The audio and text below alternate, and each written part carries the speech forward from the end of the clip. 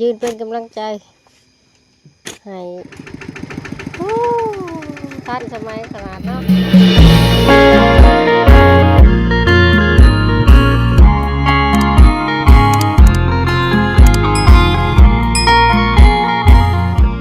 มือนี้พบพอกับชาดาคือเก่าเนาะตอนเช้ามือนี้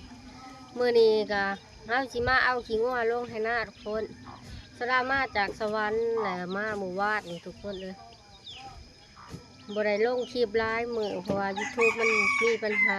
ปิดผิดเลยเนาะชาดาจะมาเอาขี้งัวลงหน้าก็บอกคำหลามาแล้วก็ไม่เท่าใส่เอาฝุ่นลงหน้าบัดนี่เอาเมื่อยป่ะขี้งัวหลายทุกคนเลยเขาเก็บขี้งัวไว้แต่ละมือหันนะนี่เขาสิแก่ลงผุนแล้วให้หน้าตัวมันบ่งะผุนเนาะ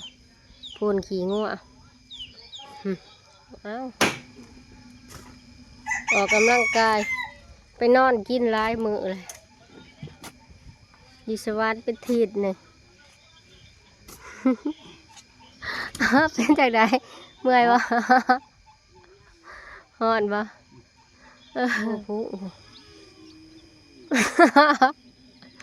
ขี้งัวกอกบักใหญ่ทุกคนดีโหละส่วนขี้งัวแล้วก็ยังสิได้ไปเวียกไปงานต่ออีกสีเมื่อเรางามอีกได้นี่เนาะผู้ทงหน้าก็แดดว่านี่ฝนตกแดดมือนี่แดดไทยโหดใบน้ำเลยยืนเป็นกำลังใจให้ฮะสิเอา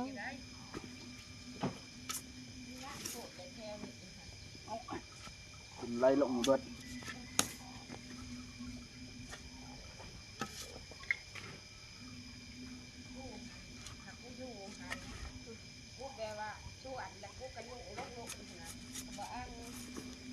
ลงเลยบ้าง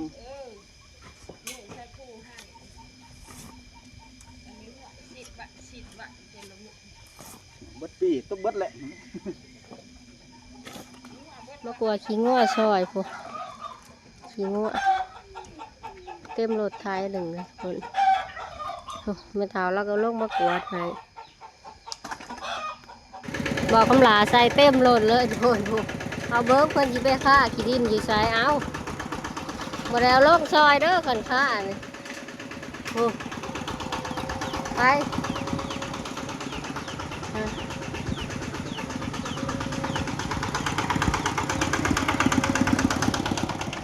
ไปฆ่าอยู่ใส่เต็มรถหลายย่างอีกบ่เบิดนี่จักขี้ใดจักรถ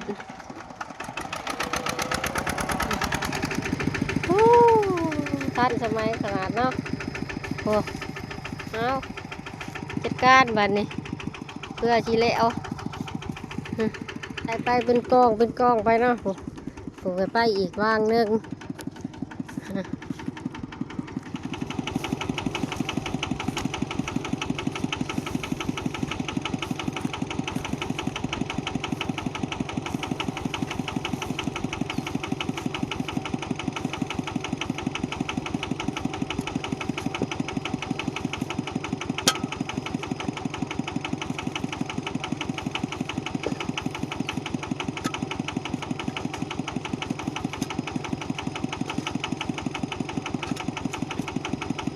ก้อนบานในท้องปั้นละบานเบิดแห้งเลยนั่งให้กำลังใจได้บาด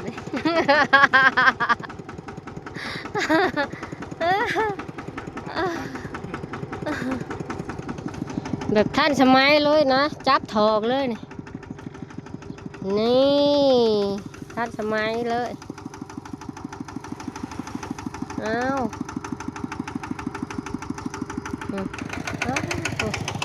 เรียบร้อยแล้วพี่น้องเอ้ยบริยากเลยเอาฝุ่นลงหน้าสดากับเบาคำหลากะสิเมื่อเรางามต่อเนาะสิเมื่อบานไม่ยาเมื่อปลูกม่านปลูกเผือกไปเบิ่งว่าข้าเจ้าสิไทยสวนหายแล้วบ่นะสดากะสีหาอาบน้ำไปเรางามไปบานหญ้าต่อนะทุกคนหลังจากที่เฮาใส่ฝุ่นหน้าแล้วเนาะสิเมื่อเบิ่งสวนมันสิเมื่อปลูกมัน ผู้เพิ่นจะขายใหายแล้วจะบอกเนาะหลังจากที่เต้าด้าเก็บขี้งัวลงหน้าแล้วตอนนี้เต้าด้าก็ออกเมื่อบ้านงานเนาะทุกคนเมื่อกับสาวกับบอกคุณหลาเนาะเอารถมาเป่าขี้กองขี้ฝุ่นนะนี่แก้ทานเมื่อยหญ้าผูเต็มหล้างรถเลยทุกคนเลยนะอีโซดาให้เพิ่นเป่าแนวกองขี้ฝุ่นรถอยู่เนาะสวาโซดาสิเดินทางเมืองเราง่ามมันก็ใกล้เติบทุกคนเลยเมื่อบ้านหญ้าพวกเอาลูกสาวมานะมื้อนี้ทุกคนเมื่อบ้านหญ้าอยู่เราง่ามที่ขนมบ่สบายดีนะก็ใช้เวลาประมาณ2 ชั่วโมงกว่าเลยเสียงสีหัวเนาะนี่ก็ได้แกทานเต็มรถพุ่นมาเลยเนาะเหมือนทางกันยากยากมิติคุมโผทุกคนเลยลำบากกันรีเดินทางคุ้มหลายเส้นทางเมืองคงสารวัตร ทางเวเขาเมืองเรางามทุกคนยังเป็นทางแดนอยู่เนาะแต่ว่าเข้ามาทางนี้มันก็จะไกลเนาะลงสารวัตรน่ะมันไกลนี่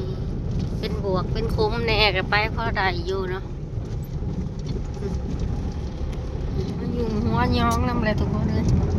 เพื่อสิหอดมันไกลทำไงเติมเช้ารับทั้งหลังนอนเลยเรียบร้อยน้องไข่มุกเดินต่อสิหอดจักโมงนี่ไปเบิ่งน้ำกัน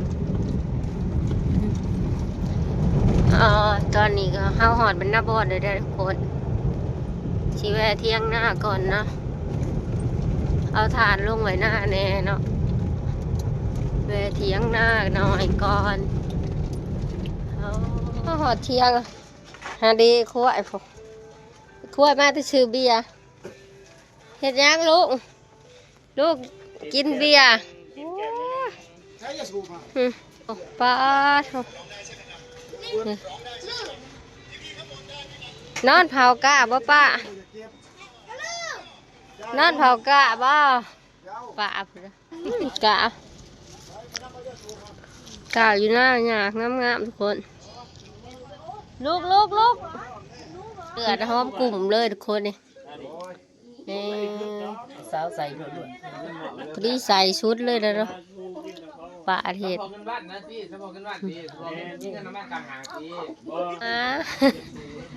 งวดเตี้ยเขาเบิดมาแล้วเขาเอินงวดเตี้ยเห็ดใส่อ้วงวดเตี้ยเดี๋ยวป่าหนึ่งชุกซีซีมเบิ่งแล้วทุกคนเลยมันหอมอยู่แล้วเป็นตะแสบเขาจุง